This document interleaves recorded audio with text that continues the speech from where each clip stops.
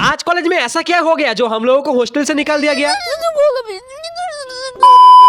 तो चलिए शुरू से बोलते हैं। आज से करीब 4 साल पहले 2021 को 12वीं पास करके वेस्ट बंगाल से बेंगलोर आ गए बीएससी नर्सिंग पढ़ने के लिए, और उसके ठीक 4 साल बाद ही 2025 को हम लोगों को कॉलेज से भेजा जा रहा है महाराष्ट्र की सोलापुर जिला में, वो भी इंटर्नशिप करने के लिए। अभी आप अगर मेडिकल फील्ड से बिलोंग करते हो और इंटर्नशिप वर्ड सुन रहे हो तो पहला सवाल आपके दिमाग में जो आएगा वो है ड्यूटी आवर्स कितना है, शिफ्ट कितना है और छुट्टी कितना है। और दूसरा सबसे बड़ा सवाल जो हर एक इंटर्न के दिमाग में आता है वो एज ए स्टाइपेंड पैसा कितना मिलेगा। तो कॉलेज उस हिसाब से 5 लड़कों को सिलेक्ट करके बोल दिया है कि तुम लोगों को कुछ दिनों के अंदर भेजा जाएगा। लेकिन हम लोग जा रहे हैं सुनकर ये सारे लोग इतना खुश क्यों है?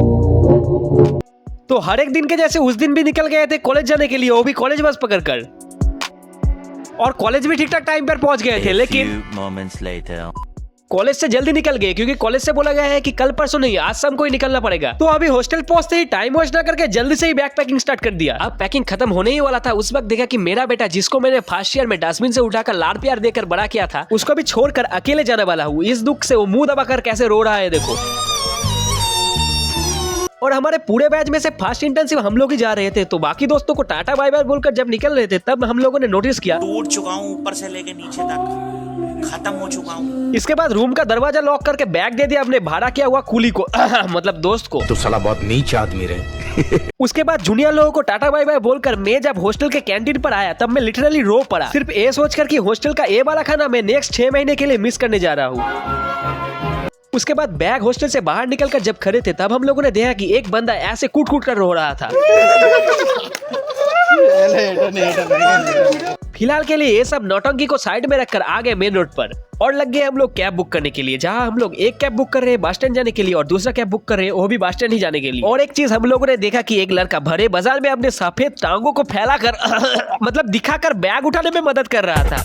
क्या माल है यार। और ज्यादातर बैग इस कैब में उठाकर मैं निकल गया बस स्टैंड के लिए और बाकी के लोग बाकी के बैग को लेकर आ रहे हैं नेक्स्ट कैब में। और रास्ते में ट्रैफिक जैम को छूकर भी मैं पहुंच गया ठीक टाइम पर, जहां उतरने के बाद बैग को उतरकर पैसा मिटाकर मैंने छोड़ दिया कैब वाले भैया को। और इतने में तो बाकी लोग भी पहुंच गए थे और जो बस आने वाला है वो बस आने वाला है इस लेन पर, तो उस लेन से इस लेन पर भारी भरकम थली को लेकर आ रहे थे दोस्त राकेश। फिर बस आते ही बस की डिक्की को खोलकर सारे सामान उठा दिया बस की डिक्की में, और गाड़ी में उठते ही मेरा एक जोश खिल गया, जहाँ पर मैं गाड़ी के स्टीयरिंग देखते ही बोल पड़ा ला भाई चाबी, आज गाड़ी तेरा भाई चलाएगा।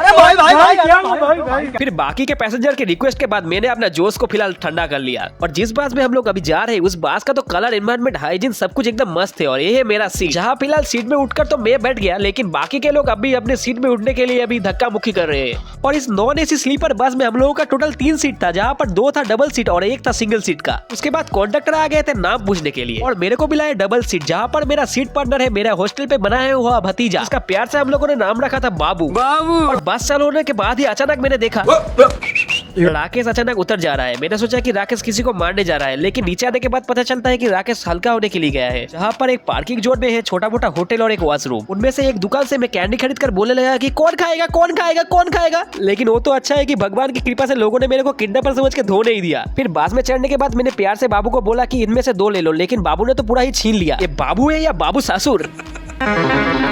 उसके बाद 5 मिनट के लिए नींद में किया गया, अचानक से एक थप्पड़ लगा। मैंने सोचा कि सपने में आया हुआ ड्रीम गर्ल ने थप्पड़ मारा है, लेकिन आंख खोलने के बाद पता चला कि ये तो पर्दा है जो आके मुंह पे लगा। फिर एज ए सॉल्यूशन मैंने तो पर्दे को ही बांध दिया। उसके बाद देखा कि 10 घंटे का रास्ता अभी भी बाकी है, तो फिर से सो गया। 1 eternity later. और सुबह को सोते हुए ही मैंने देख लिया कि अभी भी 4 घंटे का रास्ता तो बाकी ही है। 50 रुपया कट ओवर एक्टिंग के वजह।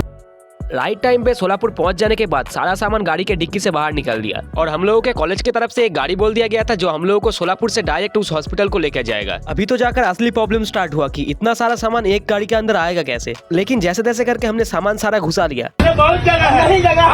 अभी 15-20 बैग और 6 आदमी को लेकर गाड़ी चल पड़ा है हॉस्पिटल की ओर। जैसा कि मैप देखकर पता चल रहा है कि इधर से भी 1 घंटा दूर है हॉस्पिटल। 15-16 घंटे ट्रैवल करने के बाद अभी फिलहाल पहुंचने जा रहा हूँ हॉस्पिटल को, जहाँ हॉस्पिटल पहुंचने के बाद भारी भरकम बैग को गाड़ी से उतर कर आ गया लिफ्ट पे। और हम लोगों के पास इतना सारा सामान है कि लिफ्ट अभी बंद न पड़ जाए। उसके बाद जैसे तैसे करके एक लिफ्ट पे सब चढ़ गए और आ गए हॉस्पिटल के टॉप फ्लोर पर। इधर आने के बाद पहला चीज जो हम लोगों ने देखा कि इधर बेड है 2 और हम लोग है 5, उसके साथ एक डेथ रजिस्टर का लॉकर जो हम लोगों को हर सुबह उठ के देखना पड़ेगा। नेक्स्ट 6 महीना इधर कैसे सरवाइव करूंगा या फिर लौट के वापस जाना पड़ेगा बेंगलोर, जानने के लिए देखिए नेक्स्ट पार्ट। फिलहाल के लिए इतना ही, मिलेंगे किसी नेक्स्ट ब्लॉग पर।